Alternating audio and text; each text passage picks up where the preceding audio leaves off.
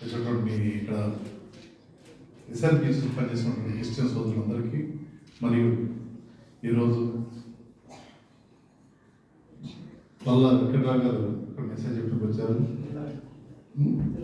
పిల్ల వెంకట్రావు గారు మరియు జయరాజ్ గారు, కృపానందం ఈ ఎగ్జిక్యూటివ్ ఇంజనీర్ కేటీపీ పరిచయం గారు, తర్వాత కొలీగ్స్ రవీంద్ర కుమార్ గారు సూపరింటెండెంట్ సివిల్, మరియు ఆదినాథ్ గారు సూపరింటెండెంట్ ఓయానం, మరియు శ్రీనివాసరావు గారు, మరియు ఇక్కడ కుటుంబ సభ్యులందరికీ ప్రత్యేకంగా 25 సంవత్సరాల జూబ్లీస్ ఫంక్షన్ అందరికీ, ప్రతి క్రిస్టియన్ సోదరులందరికీ ప్రత్యేకంగా అభినందనలు తెలియజేస్తున్నాను.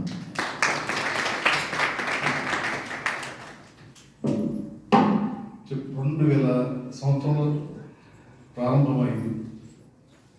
ఎంతోమంది శ్రమతోటి ఒక కృపనంద గారు చెప్పారు, ఈ గారు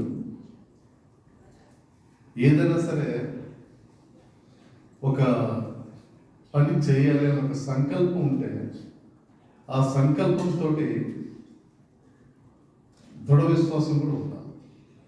ఆ విశ్వాసం, ఒక సంకల్పం, ఒక పట్టుదల, ఆ కొలీగ్స్ వాళ్ళ యొక్క ఇక్కడ ఆ రోజు ఉన్నటువంటి ఈ జయరాజ్ గారు, శ్రీనివాసరావు గారు అందరూ కూడా ఇక్కడ ఒక మనం చర్చి నిర్మించుకోవాలనే ఒక ఉద్దేశాన్ని ఏర్పరచుకొని దాని మేనేజ్మెంట్ని అడగటం, వాళ్ళు ఒప్పుకోవడం, మీరందరూ కూడా దీన్ని ఆ రోజు నుంచి ఇప్పటి వరకు అత్యున్నత స్థాయికి ఏ విధంగా అయితే ప్రపంచం టెక్నికల్గా ఏ విధంగా అయితే డెవలప్ అవుతూ ఉందో అదేవిధంగా ఆనాడు చిన్న ఒక దాని నుంచి చిన్న కుటుంబం నుంచి ఇంత సుందరమైన కుటుంబానికి తీర్చిదిద్దినటువంటి అందరికీ, దీన్ని సహకరించిన అందరికీ ప్రత్యేకంగా అందరికీ ధన్యవాదాలు తెలియజేస్తున్నాను.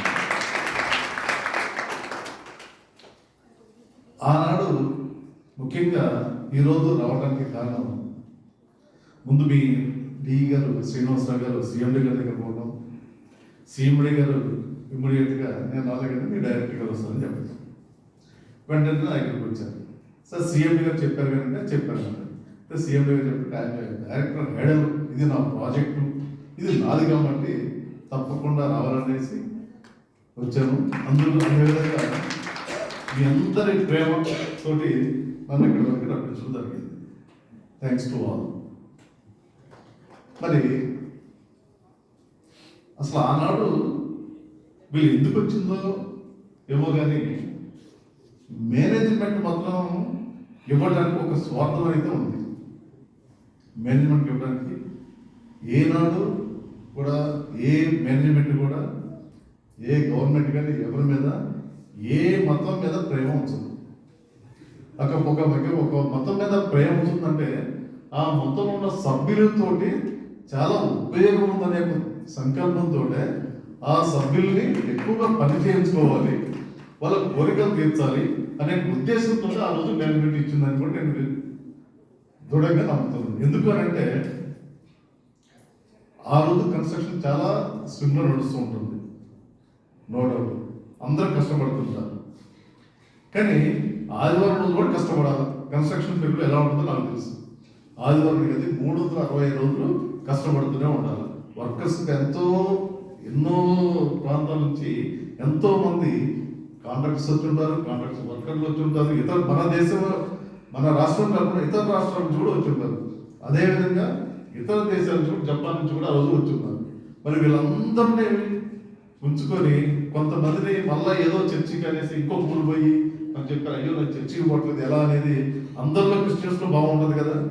ఆ భావం కనుక ఆ రోజు అందరూ 10 మంది ఎటో పోయితే మళ్ళీ రోజంతా పోతుంది, 1 డే వేస్ట్ అవుతుంది కదా అనేసి ఆ యొక్క స్వార్థంతో మేనేజ్మెంట్ ఇచ్చిందనేది కూడా నేను క్లియర్గా ఇక్కడ మీ అందరికీ తెలియజేస్తాను. అందరూ నో డౌట్ అండి, ఇది వాస్తవం కూడా. నేనున్నా కానీ అంతే, అది వాస్తవం కూడా. అదేవిధంగా ఆ నమ్మకాన్ని ఒమ్ము కాకుండా మీరందరూ కూడా ప్లాంట్కి ఏ విధంగా అయితే కష్టపడి పనిచేస్తారో అదేవిధంగా మీరు ఏ విధంగా అయితే దేవుడిని ప్రార్థిస్తున్నారో, ఇక్కడ కూర్చొని ఈ మందిరాన్ని కూర్చొని దేవుడిని ప్రార్థించి దేవుడు ఇక్కడ ఉండడని విశ్వసించి ప్రార్థిస్తున్నాం కాబట్టి ఆ ప్రార్థనలో కంపల్సరీగా ప్రతి ఒక్క ఇంజనీర్ కానీ వైద్యులు కానీ ప్రతి ఒక్కళ్ళు ఈ ఎస్ఎల్బిసి పనిచేసే ప్రతి ఒక్క ఎంప్లాయీ కానీ వాళ్ళ యొక్క కుటుంబం కానీ అందరూ కూడా మా కుటుంబం బాగుండాలి, అదేవిధంగా మా పనిచేసే ప్రాంతంలో ఎలాంటి ఇబ్బంది లేకుండా జరగాలని కూడా మీరందరూ కూడా ప్రార్థించుంటారు. మరి అక్కడ ఈ ప్రాంతంలో మీ యొక్క ప్రాంతంలో ఈ మేనేజ్మెంట్ స్వార్థం ఉందా లేదంటే ఏం సార్? స్వార్థం ఉంది కదా, ఆ స్వార్థం ఫలిస్తుంది కదా. మీరు యొక్క ప్రార్థన ప్లాంట్ని కాపాడాలి. మీకు మీ భర్తలు కానీ మనం కానీ పోయినప్పుడు ప్లాంట్లోకి వచ్చినప్పుడు ఎలాంటి ఆపదలు కలగకుండా కన్స్ట్రక్షన్లో కానీ ఆపరేషన్లో కానీ ప్రతి సండే వచ్చి కూర్చొని ఇక్కడ ప్రార్థన చేసుకోవడం గంట కావచ్చు, పావుగంట కావచ్చు, 5 నిమిషాలు కావచ్చు. మీరు ఎంతసేపు కనీసం ఒక్క నిమిషం అన్నా సరే మా ప్లాంట్ కోసం ప్రార్థిస్తారు కదా. మరి అటువంటిప్పుడు అంత ప్రార్థన చేసినప్పుడు నేను రావటం తప్పలేదు కదా మీ దగ్గరికి. నేను జన్కో డైరెక్టర్ ఒక జన్కోగా రాలేదు. మీరు ఎందుకు ప్రార్థన ప్లాంట్ ఉపయోగపడుతుంది. ఆనాడు ఎప్పుడైతే మన ఈ శ్రీనివాస్ సీఎం దగ్గర వచ్చారో నేను రాలే, కానీ ఒక డైరెక్టర్ వస్తుంది, డైరెక్టర్ హైడర్ వస్తుందని చెప్పారంటే అది ఎంతవరకు మరి నమ్మకం పెట్టుకోవాలి మీరందరూ కూడా ఉందంటూ లేదంట. కాబట్టి అదేవిధంగా మీరందరూ కూడా మీ కుటుంబాల కోసం, మీ పిల్లల కోసం, ఈ ప్లాంట్ కోసం ఎప్పుడైతే 10 మంది కూర్చుంటారో ప్రార్థన చేసి ఈ జన్కు అభివృద్ధిలో ఈ శ్రీశైలం కూడా ఈ శైలశైలంలో వచ్చిన జనరేషన్ కూడా ఈ సంవత్సరం కూడా బాగానే వచ్చింది జనరేషన్. అనవరి కార్యం వల్ల 4వ యూనిట్ కూడా వచ్చేస్తే ఎంత బాగుందో, అది కూడా తొందరలో రావాలనేసి మీరు ఇక్కడ ప్రతి ఒక్కళ్ళు కుటుంబంతో కూర్చొని ప్రార్థన చేస్తే అది కూడా వస్తుందనేసి నేను భావిస్తాను. ప్రార్థన చేస్తే వస్తుంది. ఎందుకంటే ఆ రోజు 9 మంది ప్రాణాలు పోయినా కానీ మనకి అన్ని ప్లాంట్లు వస్తే ప్రతి ఒక్కళ్ళు కూడా గవర్నమెంట్ కూడా ఈ 4వ యూనిట్ ఏమవుతుంది పేపర్లో కూడా అందరూ ప్రతి ఒక్కళ్ళు కూడా మీ 4వ యూనిట్ వచ్చిందా, 4వ యూనిట్ ఏమవుతుంది అనేది ఒక మచ్చగా ఉంది ఇక్కడ. అది కూడా తొందరగా రావాలి, వస్తుందని నేను నమ్ముతున్నాను. దానికి వాళ్ళు జపాన్ టీం వచ్చింది, వాళ్ళు వచ్చి చూశారు, సరైన ఇస్తారు. దానికి తగ్గట్టు కూడా అందులో పనిచేసే వాళ్ళు కూడా మన ఇంజనీర్స్ కూడా ఉన్నారు ఇక్కడ. వాళ్ళందరూ కూడా కష్టపడి పనిచేయాలని కోరుకుంటూ మరి ముఖ్యంగా ఈ ఉన్నటువంటి ఇక్కడ ఏదైతే నిజంగా ఇది 2000 సంవత్సరంలో స్టార్ట్ అయింది. మరి 2000 సంవత్సరాల క్రితం జీసస్ వచ్చింది. 2000 సంవత్సరాల క్రితం జీసస్ వచ్చింది. క్యాలెండర్ స్టార్ట్ ఫ్రమ్ జీసస్ కదా.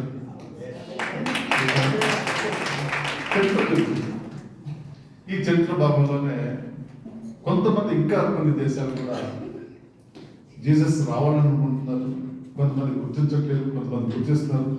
సపోజ్ ఇప్పుడు ఒకటి చెప్పుకుంటే జెరూసలేం కనుక మనం వెళ్తే అక్కడ కూడా మనల్ని ఈ జీసస్ నమ్మిన వాళ్ళని జీసస్ ప్రచారం చేసిన కూడా రాని దేశాలు కూడా ఉన్నాయి.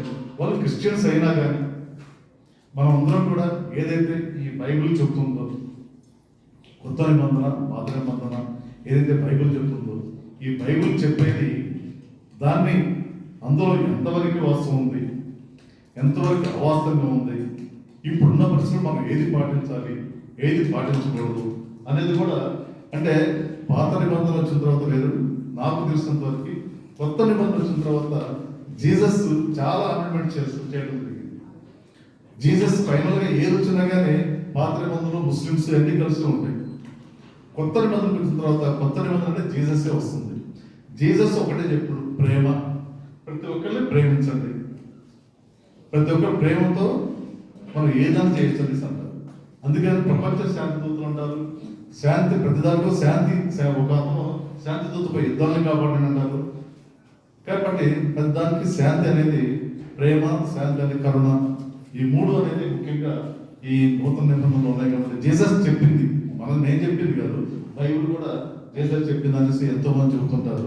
కాబట్టి మనందరం కూడా ఏ విధంగా అయితే కుటుంబంలో ప్రేమతోటి ఏ విధంగా అనుబంధంతో కలిసి ఉంటారో అదేవిధంగా మీరు కూడా అందరు ఎంప్లాయీస్ తోటి రిలీజియన్స్ లేకుండా అక్కడ ఇక్కడికి వచ్చిన తర్వాత క్రిస్టియన్ కమ్యూనిటీ ఏ విధంగా అయితే మీరు ఫీల్ అవుతారో ప్లాంట్లోకి వచ్చిన తర్వాత అదే విధంగా ఇది జన్కో టీము, ఎస్ఎల్బిసి టీమ్ అని ఎంప్లాయీస్ కూడా కలిసి ఒకరికి ఇబ్బంది లేకుండా ఎన్నో ఆచారాలతోటి మనం ఊర్లో పోతే ఒక్క ఊరిలోనే 10 బజార్లు ఉంటే 10 బజార్లో 10 పద్ధతులు ఉంటాయి, 10 ఆచారాలు ఉంటాయి. ఒక బజార్లో పాటించిన ఆచారం ఇంకొక బజార్లో పాటించాలి, ఇంకో బజార్లో పాటించిన ఆచారం ఇంకొక బజార్లో ఉంటుంది.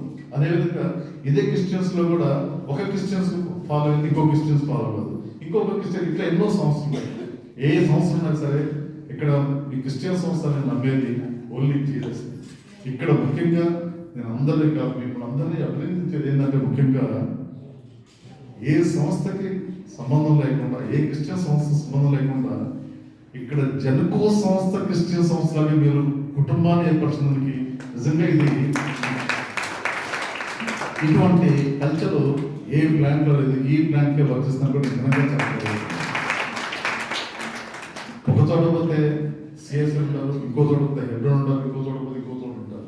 కానీ ఇక్కడ మాత్రం ఏ సంస్థ కాకుండా ఇది జన్కో సంస్థ చర్చి, జన్కో సంస్థ ఎంపీలో ఇది జన్కో చర్చి, అదే United church, Genco United church లాగానే మీరందరూ కూడా ఒక కుటుంబం లాగా నిజంగా ఉన్నారంటే ఇది ఇంకా ఇంకా వచ్చే వాళ్ళందరూ కూడా అభివృద్ధి చెందాలని ప్రగాఢంగా విశ్వసిస్తూ మీరందరికీ ప్రత్యేకంగా ధన్యవాదాలు తెలియజేస్తూ ఈ మన యొక్క ఈ 25వ సంవత్సరాల వసంతోత్సవం జరుగుతున్నప్పటికీ మీ అందరికీ శుభాకాంక్షలు తెలియజేస్తూ, అదేవిధంగా దూరంగ ప్రాంతాల నుంచి వచ్చినటువంటి మీరందరూ కూడా ఈరోజు 25వ సంవత్సరం జరుపుకుంటున్నారు కాబట్టి, రజతోత్సవం జరుపుకుంటున్నారు కాబట్టి మీరు బంధువుల్ని కూడా పిలుచుకొని ఉంటారు. బంధువుల్ని పిలుచుకొని ఇక్కడ పండుగ జరుగుతుంది. ఒక వాతావరణం అంటే క్రిస్టియన్స్ పండుగ చేసుకున్న అన్ని పండుగల కంటే ఇటువంటి గుడి పండుగ కానీ, ఒక రజతోత్సవం, ఒక సిల్వర్ చూపులు, గోల్డెన్ చూపులు ఈ జరుపుకోవడం ఇదొక పెద్ద సంస్థ, ఇదొక పెద్ద పండుగలాగా అందరూ ఫీల్ అవుతారు. అటువంటి పండుగ వాతావరణంలో మేము ఎక్కువ మాటలు చెప్పేసి ఓవర్ కొట్టించుకొని మీ పండుగ వాతావరణం డిస్టర్బ్ చేయడం కూడా బాగోదు. కాబట్టి మీరందరూ ఒక కుటుంబంలాగా ఈ జన్కోకి మీ ప్రార్థనలో మరొకసారి నేను అడుగుతున్నాను, అంతమంది చెప్పాను, మీ ప్రార్థనలో కంపల్సరీ ఈ జన్కో కోసం, ఈ జన్కోలో ముఖ్యంగా ఈ ఎస్ఎఫ్జిహెచ్ఎస్ పవర్ ప్లాంట్ కోసం అందరూ కూడా ప్రార్థన చేయాలని కోరుకుంటూ, అదేవిధంగా ఈ మేనేజ్మెంట్ తరఫున అంటే నాట్ బాలరాజుగా నేను రాలేదు, జన్కో సంస్థ తరఫున సీఎండీగా చెప్పి వచ్చాను కాబట్టి ఈ జన్కో తరఫున మీ అందరికీ 25వ సంవత్సరాల సిల్వర్ చూపే సంవత్సరం తరఫున మీ అందరికీ ప్రత్యేకంగా ధన్యవాదాలు తెలియజేస్తాం. Thank you.